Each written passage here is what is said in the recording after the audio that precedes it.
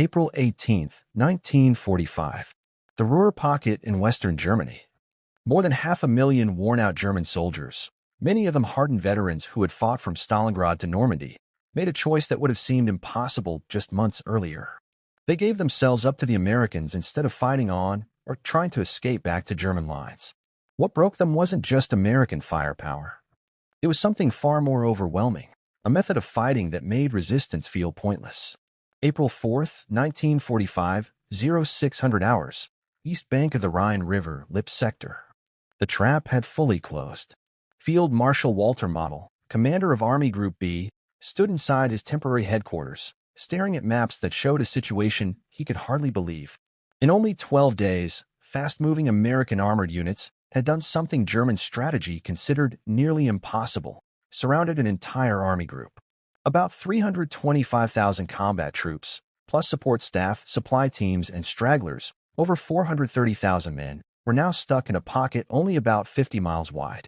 But the size of the encirclement wasn't what made the moment unique. German armies had been surrounded before, at Stalingrad, at Falaise, and in many smaller battles on both fronts. What made the Ruhr Pocket different was what didn't happen next. There were no huge breakout attempts, no last-ditch defenses, no fanatical orders to fight to the last bullet. Instead, over the next 2 weeks, the largest mass surrender on the Western Front took place, and it revealed something that scared German commanders more than any American weapon. Their men no longer believed resistance meant anything. The Americans called their method vertical envelopment, but that tidy phrase hid what was basically a new way of fighting a war. It was a style built over 3 years of combat, from North Africa to the Rhine. Major General J. Lawton Collins, leading 7th Corps, had shaped a system that didn't just beat German defenses, it made defending them feel useless. The German troops trapped in the Ruhr had been told for years that Americans were soft, inexperienced, and depended on equipment instead of skill. They believed German training, discipline, and willpower would outmatch American industry. Army Group B included veterans from the Eastern Front, men who had made it through places like Kursk and Kiev. These were soldiers who had escaped encirclements before.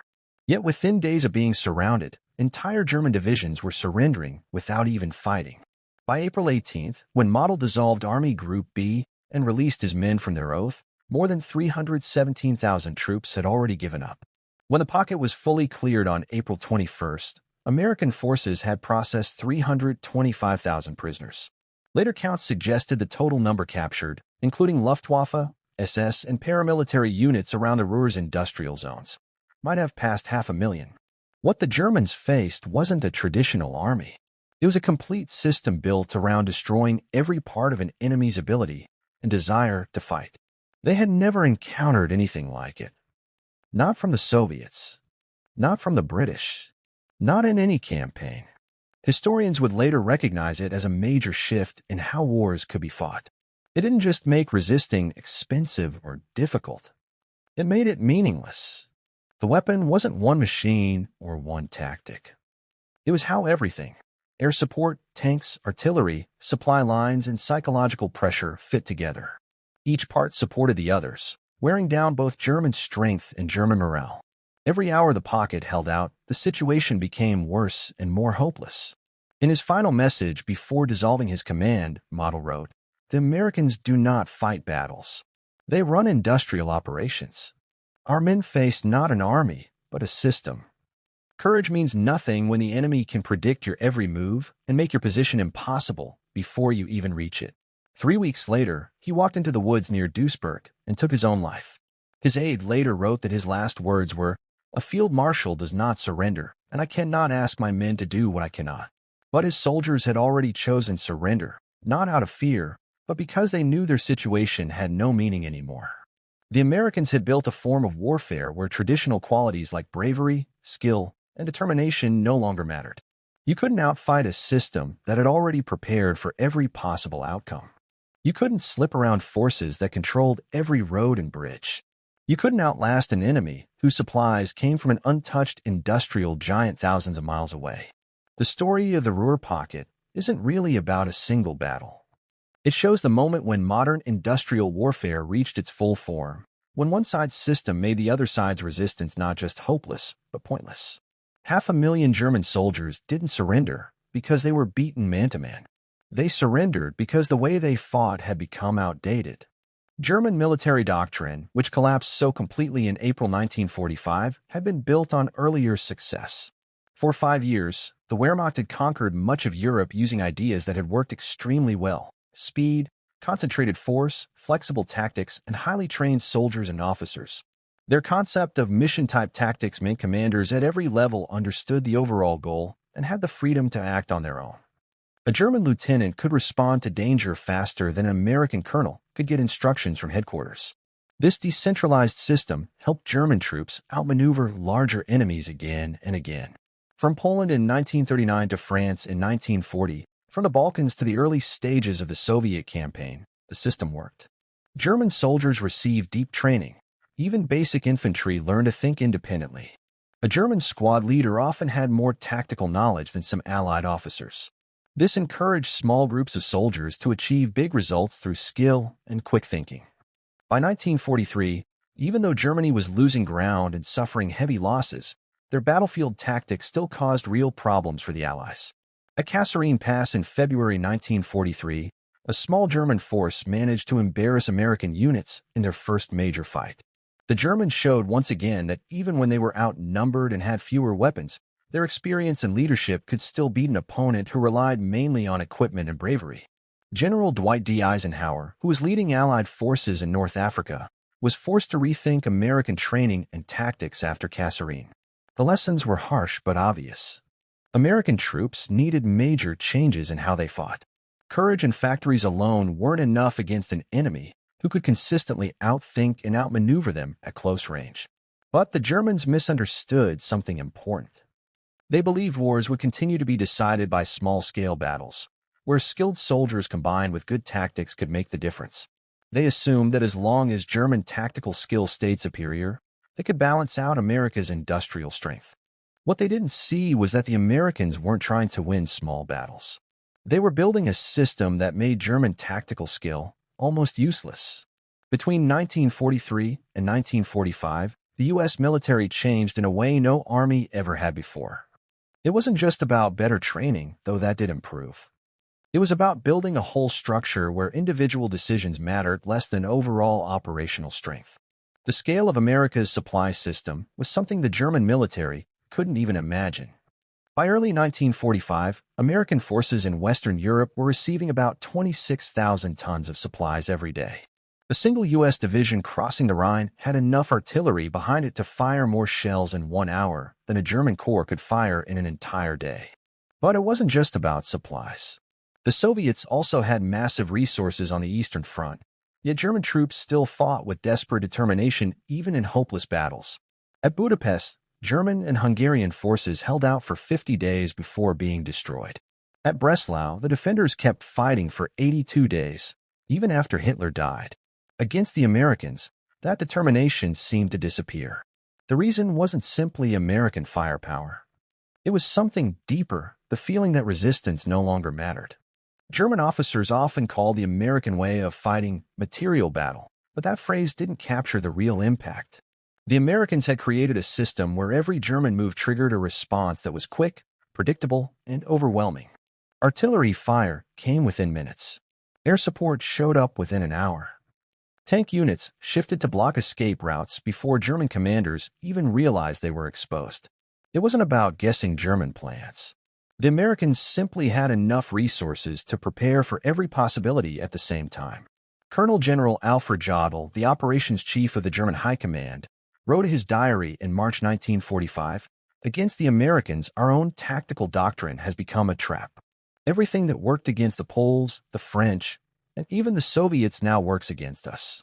Our flexibility means nothing when the enemy has an answer ready for every choice. Our initiative is meaningless when every action brings crushing retaliation. We are fighting an enemy who doesn't need to outthink us. They've made thinking irrelevant." This was the situation Army Group B walked into when the Americans crossed the Rhine.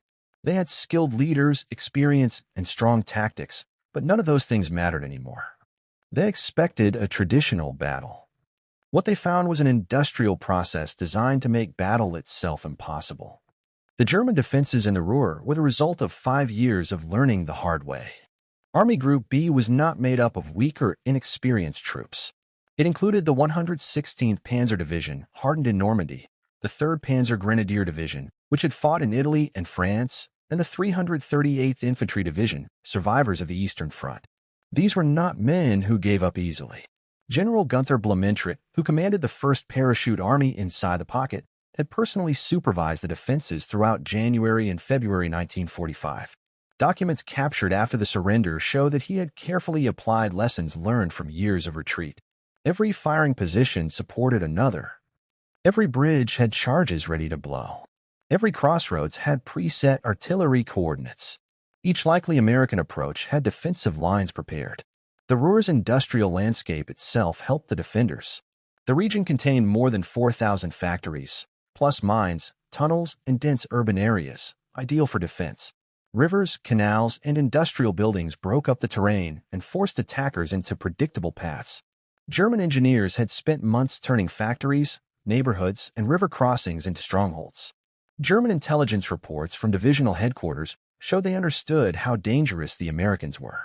They knew U.S. artillery was overwhelming, so their doctrine required immediate dispersal when American observers were spotted. They knew American aircraft dominated the skies, so they planned operations for bad weather and hid their positions. They knew U.S. armor tactics, so they built layered anti-tank defenses with planned fallback positions. What gave German commanders confidence wasn't that they underestimated American strength. It was their belief in their own defensive doctrine. Years of fighting had shaped a manual for holding ground that claimed well-prepared defensive positions, manned by determined troops, could inflict 3 to 5 casualties for every defender lost. The math looked simple. Even with a 3:1 advantage, Americans attacking strong positions should suffer losses they couldn't keep up with. Lieutenant General Fritz Bayerlein, leading II Corps, had fought in North Africa, Normandy, and the Ardennes. His reports always pointed to the same idea. Americans would attack until their losses became too much for their leaders to accept, then they would stop and regroup. The German aim wasn't total victory. It was to make American success too costly. Every extra day of holding out bought time for new weapons, possible negotiations, or some unexpected event that could prevent final defeat. The defenders inside the pocket had enough ammunition for weeks of fighting. Food had been pulled together from nearby areas. Medical stations were set up far behind the front lines. Communications connected all major defensive sites.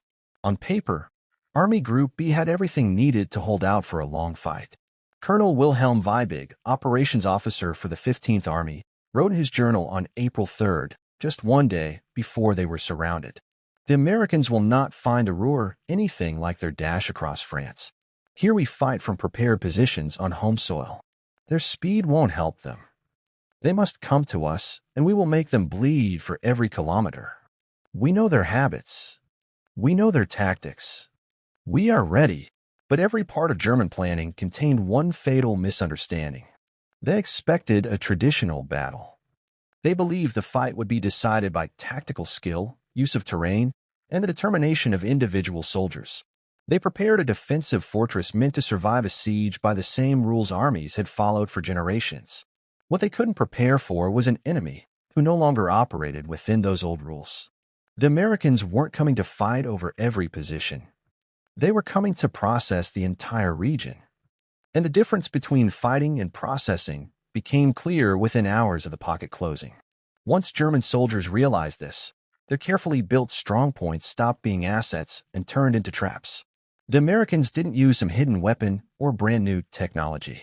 What they brought was far more devastating, a fully integrated system of operations that military historians would later call synchronized warfare. The breakthrough wasn't in any single tool, artillery, tanks, planes, or intelligence. It was how all of them were coordinated as one unified machine. This system had been developed by Lieutenant General Omar Bradley's 12th Army Group staff during the winter of 1944. Operations Officer Brigadier General Truman B. Persons created what he called the Red Ball system, a method where intelligence, air support, artillery, armor, and logistics ran on coordinated schedules. This made German reactions predictable and easy to exploit. April 5, 1945, the first full day after encirclement, the system kicked in. American P-38 reconnaissance planes flew grid patterns across the entire pocket at exactly timed intervals. Each photo run was logged and processed. Film reached the analysis center within 2 hours. The analysts weren't searching for tanks or big troop movements.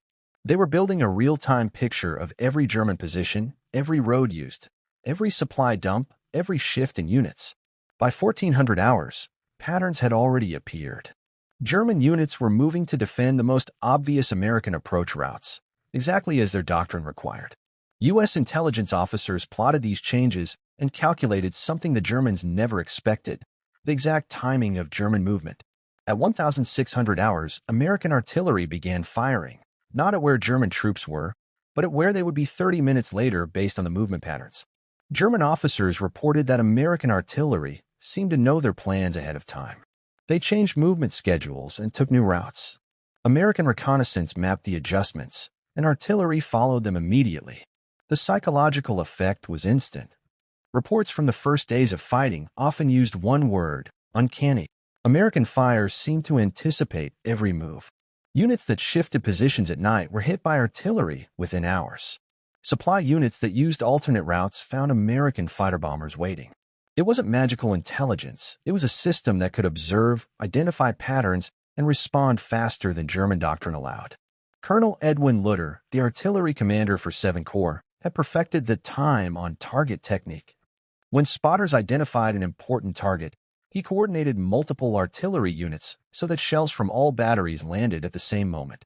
A German position might spot a single ranging shot and assume they had time to withdraw, only for dozens of shells from several directions to land within a 5-second window.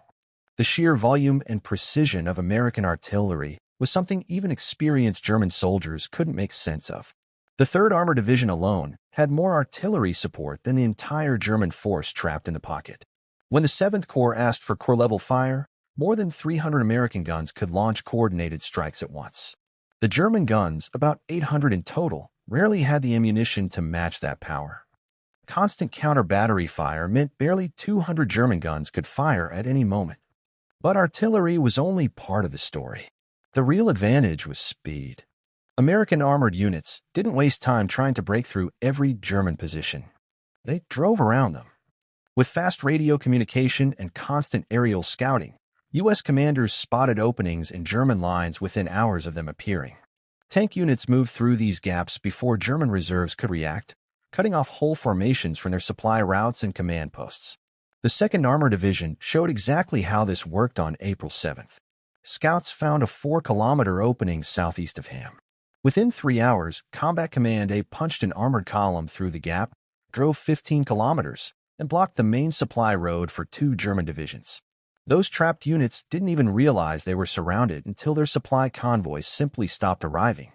By that time, American blocking positions were already too strong to break, and the Germans no longer had the fuel or coordination to mount a serious counterattack.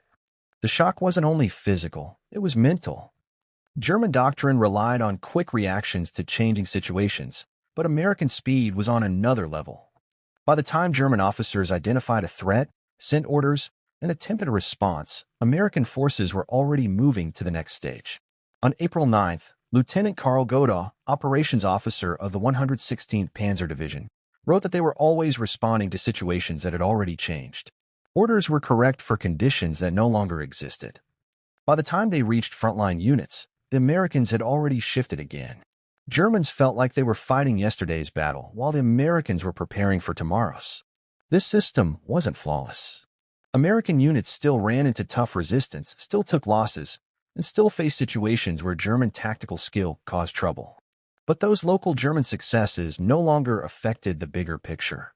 A German company might hold a crossroads for 6 hours and inflict casualties, only to learn that U.S. armor had already avoided the area entirely and cut off their retreat. By April 12, 1945, everything started breaking down. What began as isolated setbacks turned into a complete collapse of the German command system. There wasn't a single moment that broke them. It was the growing realization that fighting no longer made sense. American intelligence teams listening to captured radios heard the emotional shift: confidence, then confusion, then desperation, then acceptance. By April 14th, whole German battalions were surrendering without the Americans even arriving. They simply left their bunkers and waited. The 9th Panzer Division is the clearest case. On April 10th, it reported full-strength 47 operational tanks and over 4,000 combat troops. General Harold von Elverfeldt ordered aggressive counterattacks. But after 3 days of trying to move, he reported that any movement invited artillery fire, any gathering of troops brought airstrikes, and advancing even a short distance resulted in American armor appearing on the flanks. He said they could no longer maneuver, they could only die in place or surrender. On April 15th, he gave up his division with 38 working tanks and enough ammunition for 2 more days. He told American interrogators he didn't surrender because he was beaten, but because continuing the fight was nothing but murder. He said he could achieve nothing except getting his men killed. U.S. Army psychiatrists studying surrendered German soldiers found the same story again and again. The men felt helpless in a way they had never felt on the Eastern Front. Against the Soviets, courage and skill could still influence small battles. Against the Americans, nothing worked. One German sergeant put it bluntly, against the Russians, a brave man might survive. Against the Americans, bravery just meant you died for nothing. American industry showed its power in ways the Germans couldn't understand. U.S. units that took losses received replacements within days. Lost vehicles showed up overnight. Ammunition use that would cripple a German division was normal for Americans. The 3rd Armored Division fired more shells on April 13th than the entire German pocket fired in a week. But the most crushing part wasn't the amount of equipment, it was the steady, predictable advance. American units moved only as fast as their supply lines allowed. They didn't rush or take needless risks. They denied Germans any chance to counterattack. Instead, they pushed forward like a machine, slow, steady, and impossible to stop. German soldiers started calling it the Steamroller War. There was no glory in it, no chance for heroism, no way for courage to matter. You couldn't outsmart or surprise a steamroller. You just waited for it to reach you. By April 16th, U.S. forces had taken more than 150,000 prisoners. The process for handling surrenders became as organized as fighting itself. Prisoners were disarmed, recorded, fed, and moved to the rear within hours. The sheer efficiency added to German despair. The Americans processed full divisions with the same calm routine they used in combat. Field Marshal Model's headquarters kept communicating until April 17th. His final orders showed a commander who understood the truth but couldn't fully accept it. He allowed his officers to surrender if they believed resistance was pointless, which effectively dissolved his army without officially surrendering himself. By April 21st, all organized German resistance in the pocket was gone.